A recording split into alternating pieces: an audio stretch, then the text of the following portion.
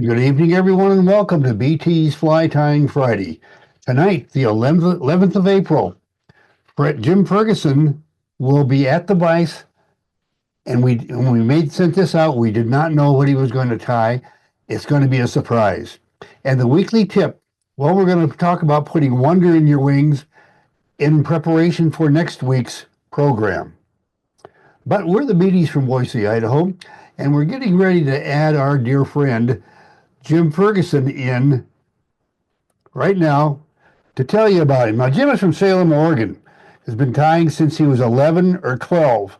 Today, he's in his 80s and has been at the Vise for, he just said many years. He didn't try to tell us how many. He has been active in Fly Fishers International Fly Tying Group for many years. He was awarded the Oregon Fly Tyer of the Year, the Nelson Teaching Award, and the Buzz Busick Memorial Award for Fly Tying Excellence. Much of his time with the Fly Tying Group has been involved with the Tying Skills Awards program. And tonight, Jim, the Vice is all yours. Okay, well, hello to everyone. Yeah, April 5th, I had my birthday. That was number 82. Uh, the fly that I'm going to tie tonight and demonstrate is called Once and Away. And it was a fly that was developed by Hans Van Klinken. And most of us know about the Klinkhammer special, but he also had several other patterns, and there are two books that I came across. One is this one called The World's Best Trout Flies by John Roberts. And there's a chapter in here on Klinken, and he mentions a couple different flies in this one. One is the Once in a Way, and then another one is the Culard. And these two flies use CDC. And a lot of us have a problem with CDC in that, in fact, the name of the fly, Once in a Way, got its name because if you caught one fish and got oil on the fly, you basically threw the fly away because the oils, you couldn't get it off and it would lose its floating ability. Well, he worked with the fly for quite some time, and he changed his recipe. When you look at the old recipe for the Once in a Way, uh, he uses the same body in that, but the thorax is the same, but the wing used 6 or 7 large cul de canard feathers secured in an upright position. And later on, I've come across this book called The Clink, and he presents back in one of his chapters here, again, talking about his development about how to use CDC different from most people. And most people use the fine upper little fibers on the CDC stem. Well, what he did was he has his section CDC against all rules. And he says it's the greatest secret behind many of his CD patterns. And what he does is,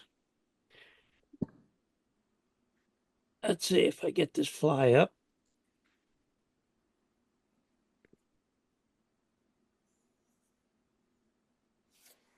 You'll see how upright these CDC feathers are, and you can even see the stem.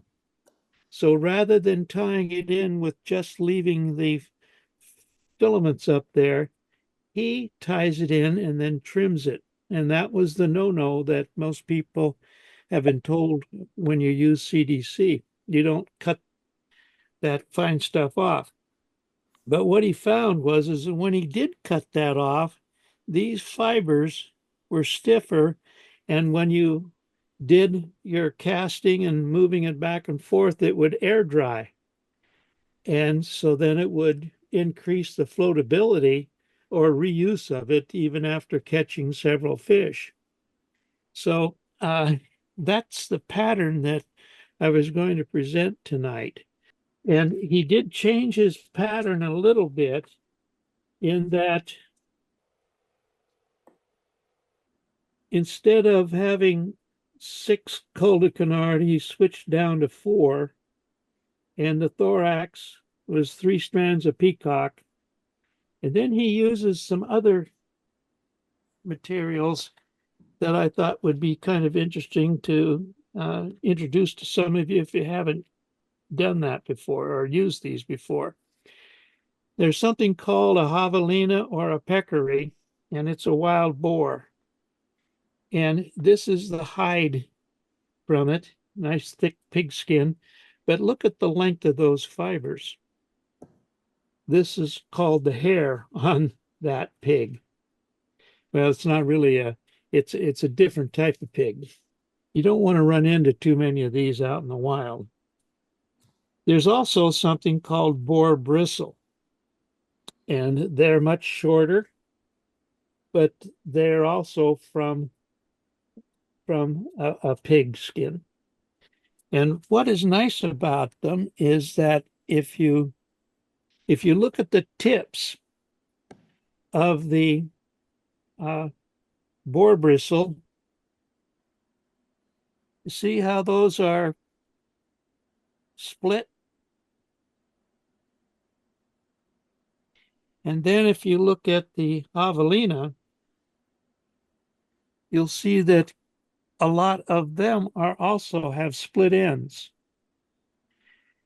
And if you get the belly hair, they really have split ends because they've been laying in the gravel and the dirt and wiggling around, and it splits the ends. Well, when you take a single fiber like this one, and you want to use it for an antenna, that tip being split supports the fly in the surface film. And that I'll demonstrate a little bit later. When you're working through and picking out some of these fibers for a quill body, if you see one that's all black or if you see one that's all white, put them into a separate sack so that you can use them, because if you take and use a black one and a white one together, tied on together, and wrap it around the shank of the hook, you have a beautiful mosquito quill body. Now, the other material that we will be using, of course, is cul-de-canard. And I got this package from Trout Hunter, and you can see the $17.95 for the package. That's one of the difficulties about getting good CDC is it's expensive. When I go through a package, what I'll do is I'll grab a bunch out and then I'll separate them into what I call large and small. And then another material that we're going to use is just peacock herl for the thorax. And the clink hammer hook then I'm going to use is the Daiichi 1160. Yeah, the clink hammer, and the hook number is 1160 or the 1167. The difference in the Daiichi hooks there, one is kind of a bronze hook and the other one is more of a black finish on it. And then sizes 10 to 20. The thread, and this is one difference that I have never used before, but I learned how to use it in the last week. And it is Semperfli Nano Silk 20D. either white or black. And what I found out is this thread is real fine, but very strong. But it is slippery in the dickens. I mean, you're trying to hold on to it and pulling it, and you know, it just is very slippery, and it causes you a problem in starting your fly. But after it's on, you're okay. And then the body is one hair of the peccary or the javelina. And you can see that when you put it on, you end up with that serrated, or it's got a lot of divisions on it, but it is a strong body material. In order to maybe keep it from getting beat up too much, I have sometimes I'll put the healthy hoof on it and seal it off a little bit. The wing is CDC, and I'm using it's just a natural, uh, premium natural dark dun color. And so those are the materials that I will be using. The first thing you got to do is you go way down the hook on this. And I'm going to use the white thread.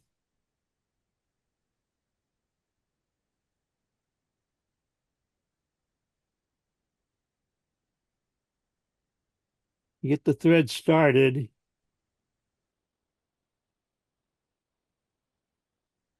Lay a thread base. I'm going to reposition the hook and get back to where I want to start that body.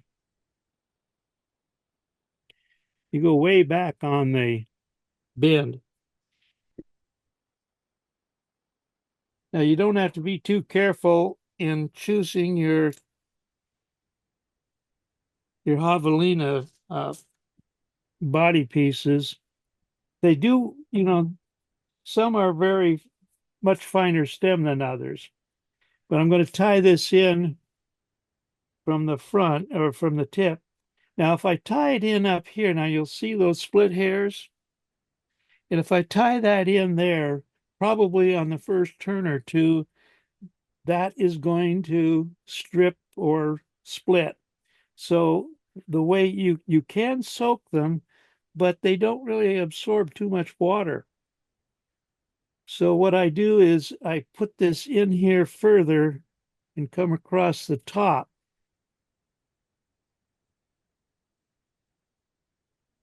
And I'll go ahead and I'll bind that down. And then you can trim off the little fuzzies. Reposition the hook a little bit.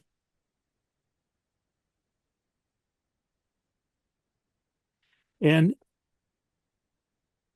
what I usually do is at this point is I will turn it sideways like this so that I don't have to worry about this thread slipping down. Now get it out of the way. And then the first turn, you take it a little easy and you just wrap this body on edge to edge. And while you're wrapping that, Jim, a fellow wants to know whether moose mane would be okay, and you can respond to that in the process. Well, moose mane would not be as, if the fish's teeth is going to chew up the moose mane, you could use it, but then it wouldn't be as strong or as lasting as this stuff. This is a very strong material and has and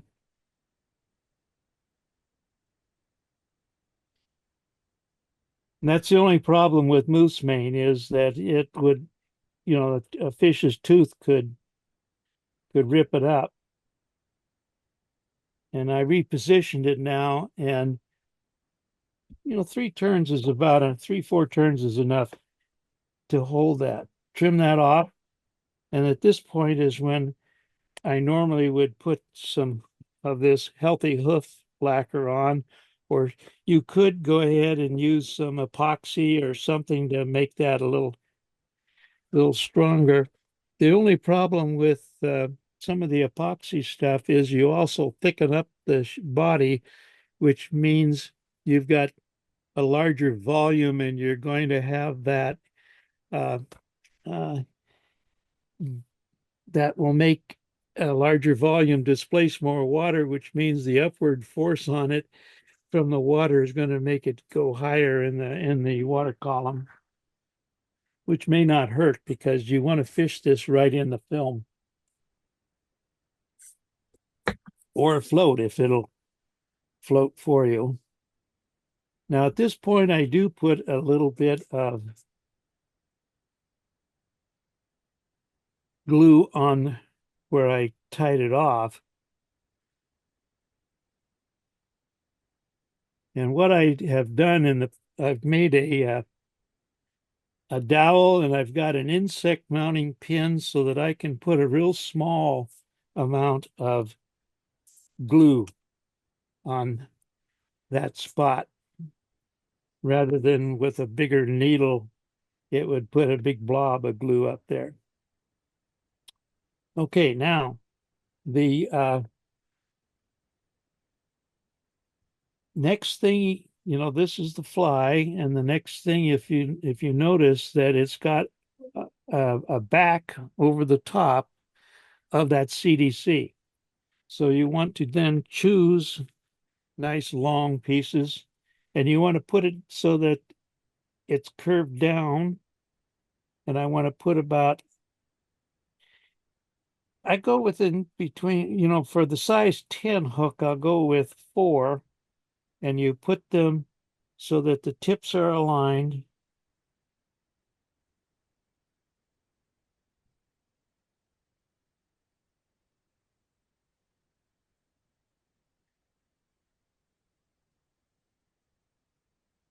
And I'm going to want this thing to have its wings up, but I want it to go over the back. So what I end up doing is turning it over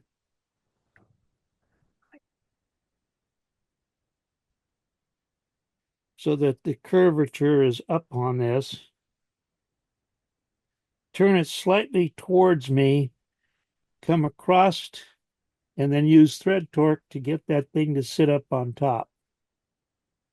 So I've got all those CDC feathers out the back. And I can then trim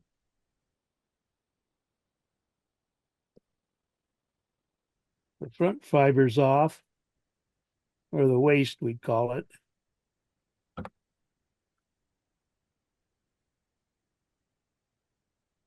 And I'm going to bind those down.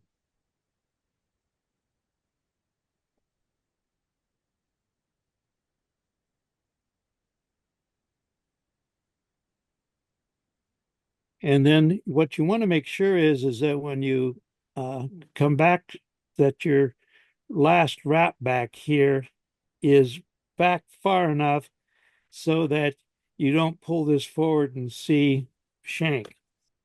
And then the thorax is simply 3. When I go to smaller hooks, you may end up going to fewer feathers, both on the CDC and also on the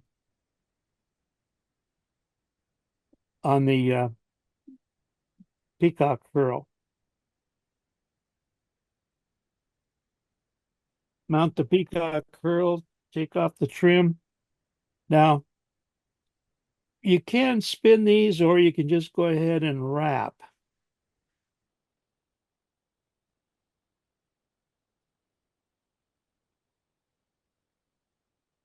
Give it a fairly decent sized thorax, at least on the size 10.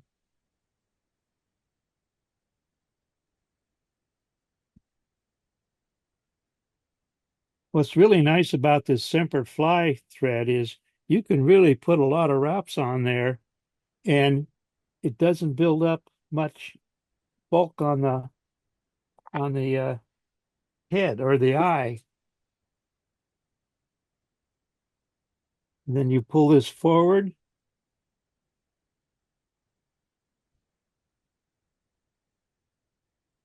Up and over, and probably a couple of times, and you should pull on the upstroke to tighten it up. And then you do it with 3 to 4 turns, and then you pull this back and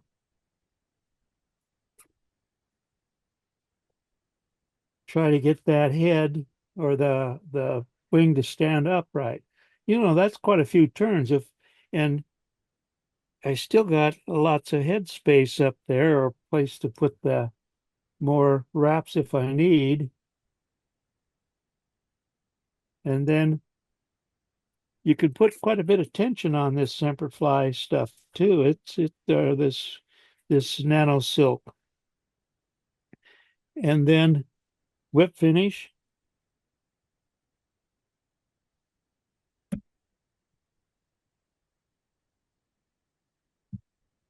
And usually 1, 2, 3, maybe 4 turns. And you try to go from back towards the front, but I've pretty much just got them all in one spot. And then do another set.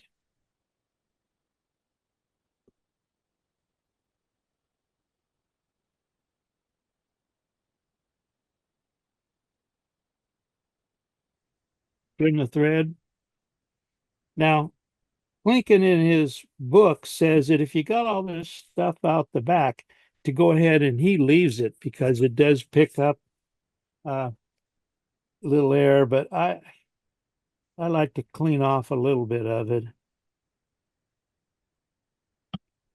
because it depends if you're selling the flies to somebody or if you're just using it to fish. That's what makes a difference. Now, here's where he makes things a little bit different than most people. They would have tied it in so that only this real fine stuff was up there. But what he does is suggests to do is take this and he does of almost 2 centimeters. And what I did is I made a little mark on my thing there that says that's how high the wings should be on a size 10.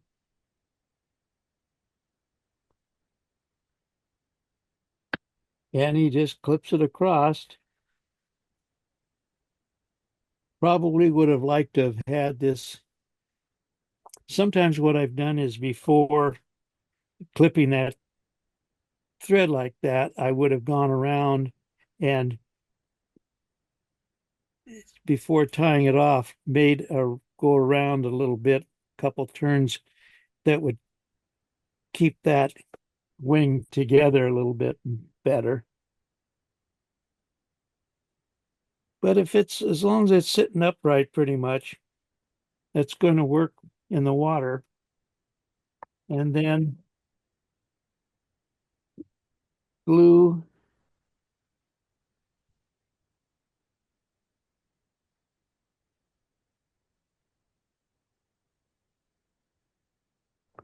And with this horse healthy hoof, if it's thin enough, I like to put the drop in there and hold the needle right there and it soaks in rather than blobbing up. Now, the last step in all your flies should be taking a feather stem and clean out and make sure that eye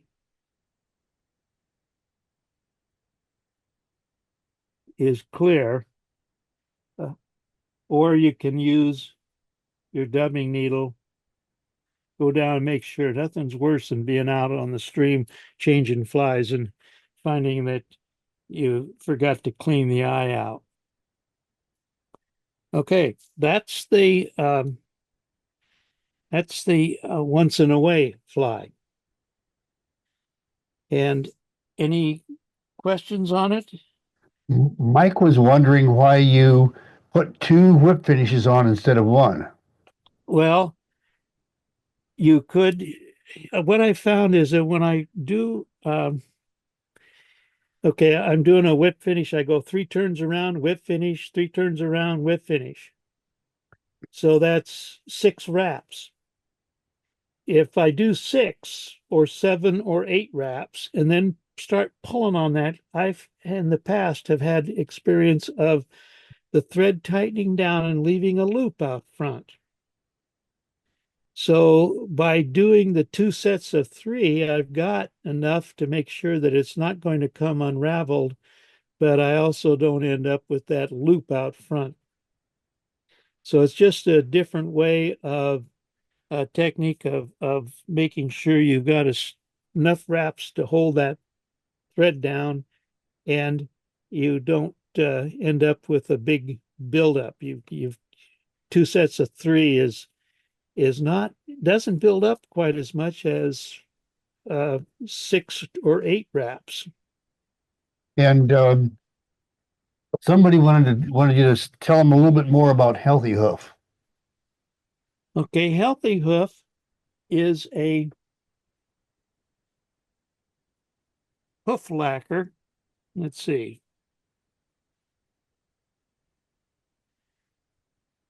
What happens is that when you have a show horse, you like to make their hooves nice and shiny. And so you buy this stuff by the gallon, and you put it on the hoofs of the show horse, and it makes it look nice and shiny and showy.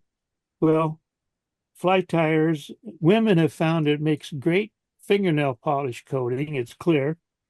And fly tires have found it's a great, just thin lacquer. Now, when I say that, he likes a larger fly, it's not true when you go to the other pattern that he likes, which is called a Culard, Culard.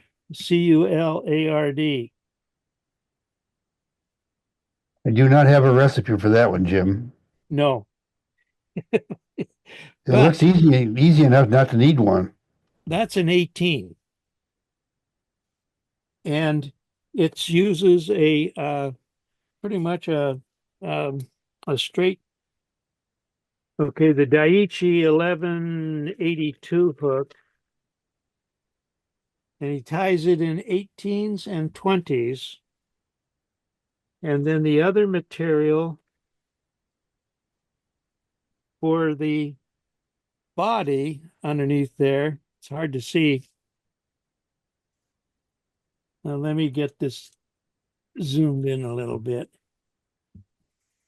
The body back here is this feather that comes from the wing on a peacock wing quill. The darkish wings, and you just use three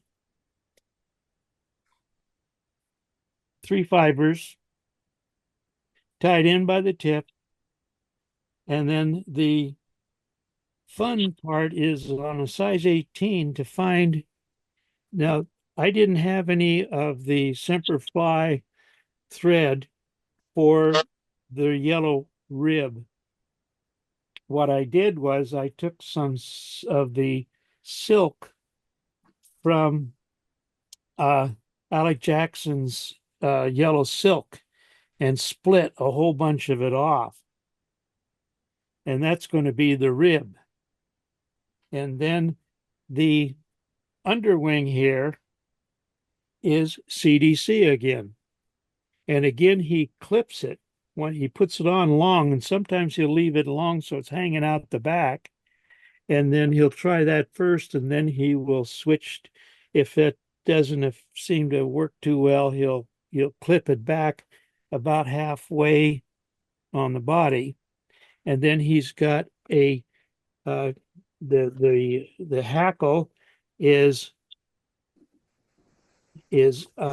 whiting. Well, what I've been using is just the dark blue dun hackle. The CDC, however, I don't use the large. When I go through that CDC package, remember I said I will get separated into some large and some small. And so these are the small CDC feathers, but they're about, oh, that's about an inch long and anywhere from a half inch to an inch long. And you don't use as many of them. You use about two of them together, laid flat across the back like a sedge wing on a caddis. And then you're only using about two or three, well, three turns of the hackle. And it's really fun trying to get all of that material on that hook. The I'm using a Daiichi 1182,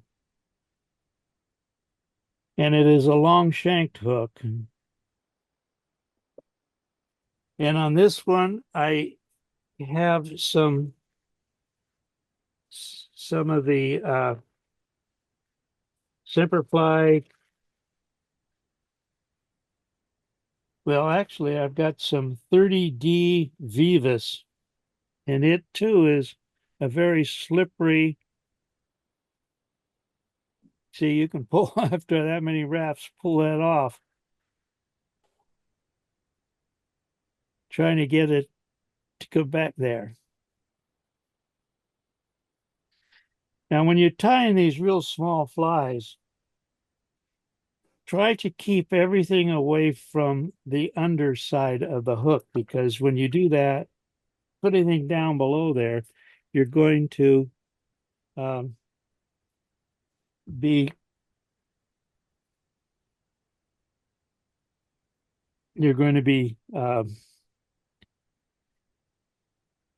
narrowing down the hook gape. And before you get all the way back,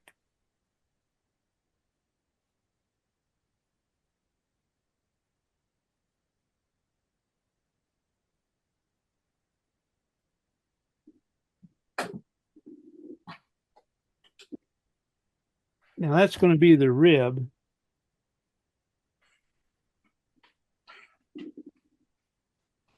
And then the body, again, I'll take three of these fibers from the peacock feather, tie them in by the tips, get in there a little heavier.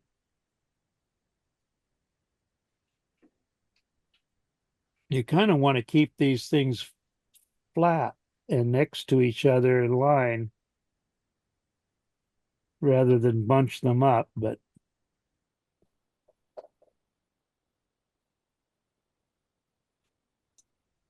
remember, every time you turn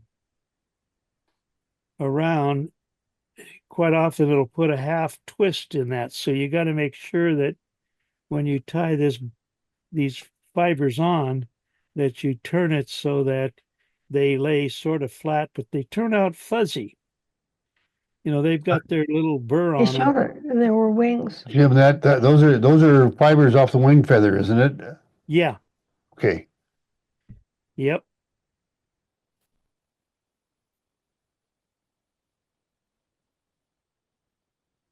And it takes a while to get used to using some of this nano silk. I tell you, it's I tried using, usually I use UTC, 8/0, and that's about three times as the diameter of this stuff. Now, what I found is that to do the ribbing, when you try to wrap the silk, it tends to want to spread on you. So what I do is I will attach the silk to the in here, and then I'll take a cowbird tool, put it on the end here, and I'll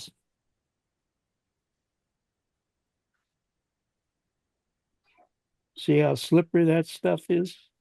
Okay, and I'll spin it. Now in this case, I'm spinning it clockwise because I'm going to counter wrap, reverse wrap that rib.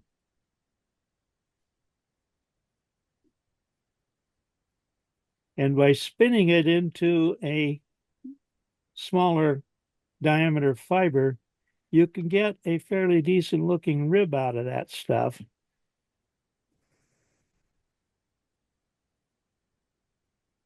That doesn't hide the body completely. But I found that whenever you counter wrap, you almost have to make sure that you do 2 turns before you let go of anything. And then I come across in front a couple of turns to help making sure that that rib is sealed, is tied on there. I got a little bit. Okay, come back a little bit onto the there. And then the next step is to take that small CDC stuff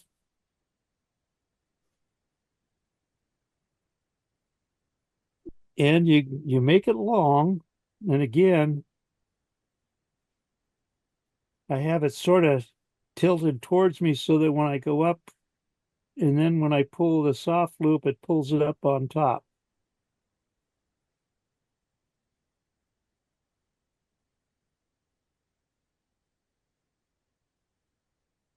And the wing is the part that's to the back here. Okay, and then pull this up, a couple of wraps to pull that down.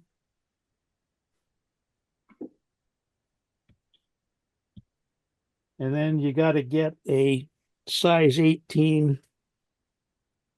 And you could make sure, you'll see some people will take more off the side away from you there, uh, just so that the hackles stay up. And then I'm tying it in on the side here.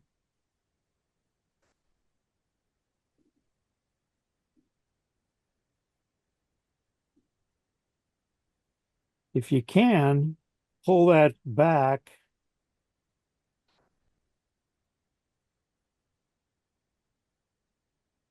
Cinch it down, and then when you cut it, you can pull harder on the hackle without having fear of pulling it completely out.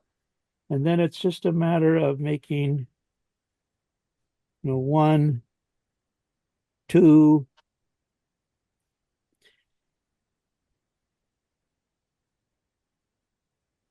three, making 3 wraps to hold it, pull it back.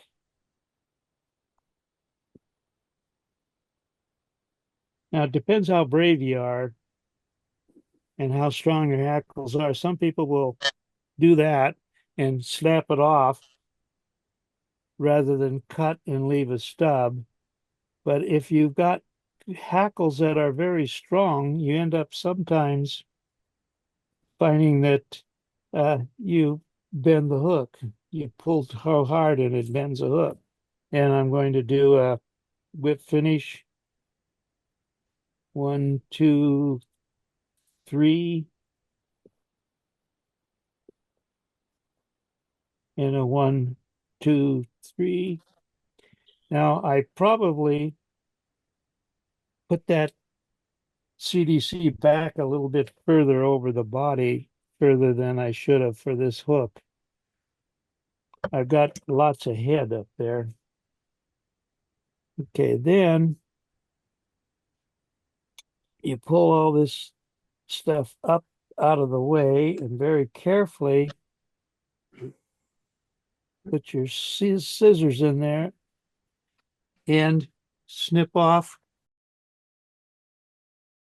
And that's called a Culard. And this is a point in the evening when we go into the tip. The tip is actually a way that we're going to ease our way into next week, which we are going to be the presenters next week. And we're going to talk about the wonder in our wings in the Quick and Easy for tonight. We're only going to show you the relationship of the materials. We're not going to go into the actual fly because, well, guess what? Next weekend is when we're going to do the whole flies, and that program is we're going to go into the weeds on wonder wings and other feather type wings, and we're doing that for Rick Flink. He kind of requested it here a while back, and we've decided to dedicate it to him. But anyhow, what I wanted to share with you all is the feathers that I'm going to use for the fly that we call the Quick and Easy. And it's a fly that has wonder wings and tail all formed out of the same material. It's and I like to do it. I have one feather already selected for my demonstration. I'll set it over at the vise. The colors that we like to do this in, my preference is dun and grizzly. That's the best for the fishing flies. And my third choice would be ginger. And the ginger shows up a heck of a lot better though on screen. So that's what I'm going to be using for this particular demonstration and showing the relationship of those materials. And I'll just put a hook up here real quick as a point of reference so that I kind of have an idea where the focal point is on everything. And this is a feather. And this is the feathers that we like to use. It's just a large saltwater feather off of a whiting cape. And I want you to notice an important feature of this and all feathers like this, which is often overlooked. I want you to notice that it's got some real spiky points out there on the tip ends of those feathers, and all of these barbs have a webby center and spiky points on out towards the ends. It's just they get to be more web and shorter section that's spiky up here. What I wanted to share with you though is how do we form a wing and a tail out of these materials, and I'm just going to use one feather. Cut that, get rid of that. And the way wonder wings are formed with two feathers, not one, but you just sweep fibers back like this.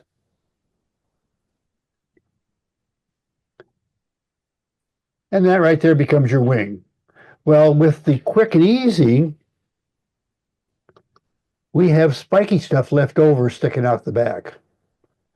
And what we do by manipulating our materials is we end up with a tail and wings.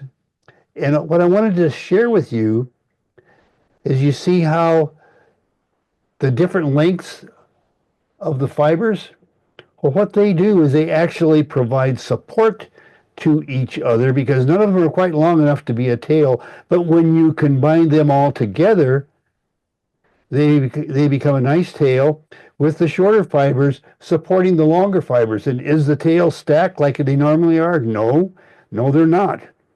But what they do is they support each other so that a technique that we called the shroud here a while back, probably a year or so ago, is a method of supporting fibers that are a little bit on the weak side with shorter but strong fibers so that you end up with a nice, well-supported tail with fibers that aren't quite designed to do the job. They're just a little bit too short, but when you put them all together, they do the job of supporting the tail. Now, I'm just going to set that aside because next week is when you're going to find out about all this stuff. when we do that. But any questions on the tip? Because I'm not going to go into it very much, even on questions, because, well, like I said, next week we're going into the weeds. This is the point in the program when you all share with us, and of course we share with you. And we're going to start tonight with our good friend Evelyn. We know that she's probably been just working away right there. So we're going to replace the spotlight there. And there's Evelyn, and she's going to talk to us about that drawing. Oh, this one was, well, it wasn't hard, but I couldn't find the good colors. Oh, very good. But there it is. Boy, I like that. That is great. I like the way you did the color behind it. It That helps it really show makes it up. stand out. That is gorgeous. And you got it. You've got the recipe too. Gorgeous.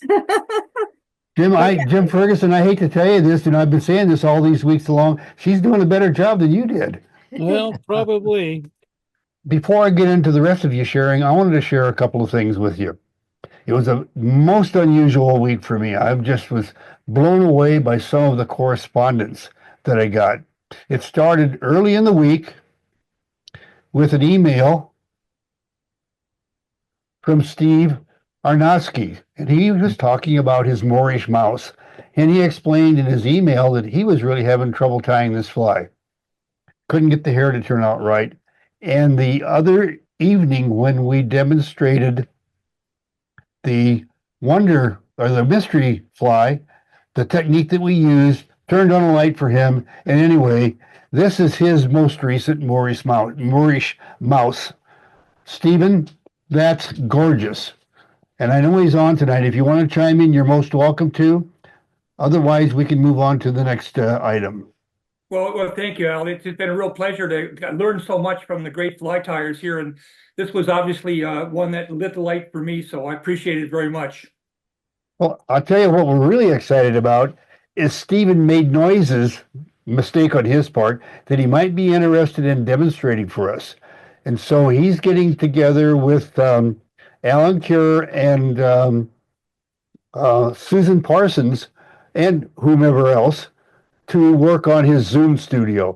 And I hate to caution you on this, Stephen, but it becomes an illness almost as bad as Jack Gillis's illness in feathers.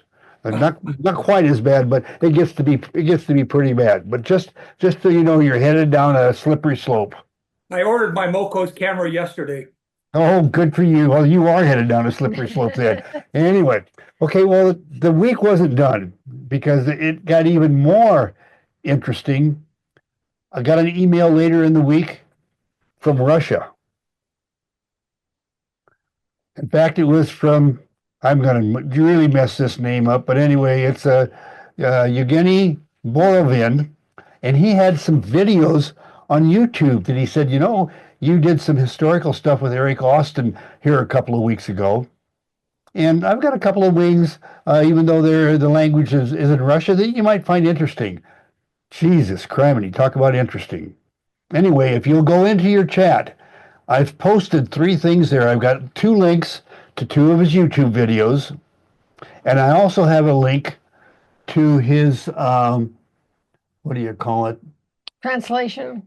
No, not translation. It's this other thing, social media. Anyway, it's a social media thing that Gretchen and I don't participate in. Tweak? Instagram. What? Instagram. No, not it. Isn't it? Maybe it is Instagram. I don't know. We don't have anything to do with it. But anyhow, there are some great links there. I really recommend you go over there, highlight those, do a Control-C, and get them into your memory so you can refer to them later. But one of the things I wanted to show you, the fly that I put up here for, I'm just going to say Borovin. I really mess up his first name every time I try it. Is very similar to a fly we use here in the States called the beaver kill. And it happens to be a general design of one here in the West that Gretchen and I like an awful lot, that we tie this very similar.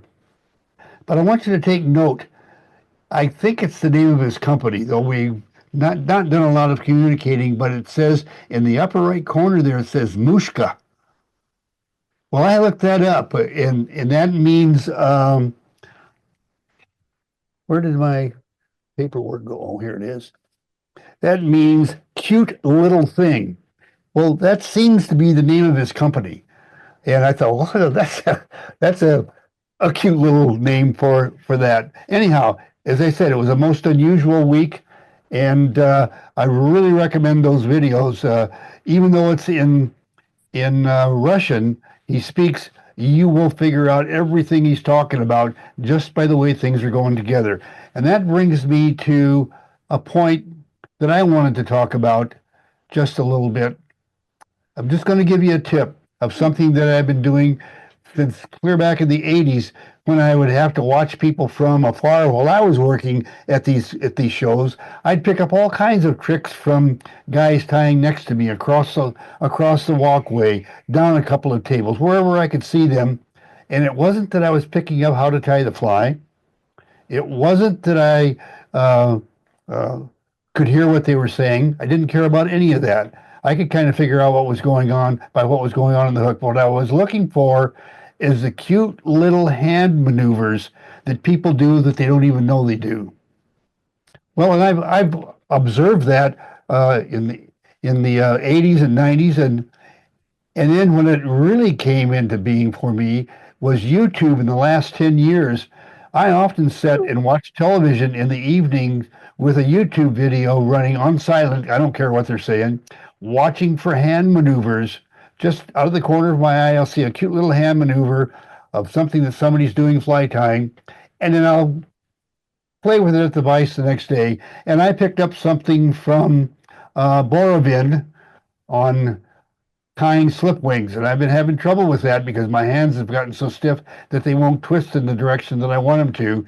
And he has a cute little way of doing things that I'm going to work out. But downstream, we'll talk about that more. Okay, what this is a little sketch of what I did, your device to show the fly Yes. and Yes. get Right. imagery. What I did is I just have a little 90-degree bracket, fasten it with one of those brass pins you just spread out the other side on the tongs, and then with some glue underneath that. And then what I did is I put a magnet in the end of my little spring clip, the thing you grip the fly with.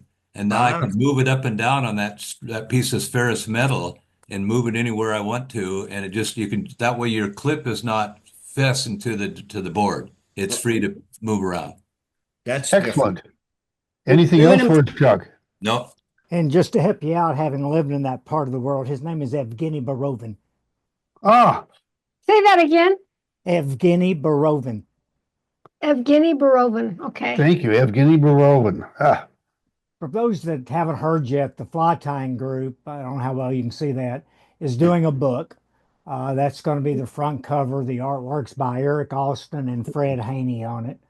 There's chapters on patterns from those that were at Rendezvous 2024 in Dallas. There's look back to previous Rendezvous tires. There's chapters on how to become a better tire. There's a music library section with a lot of the music library people in it. Some of the tires we have in there are Dutch Bogman, Fred Haney, Eric Austin, Alan Gretchen, Barry Webster.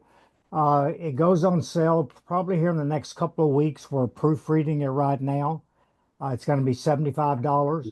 I am telling you, this is a coffee table quality book with ultimate colors, good paper, hardcover, and Eric can tell me, I think there's a dust jacket as well.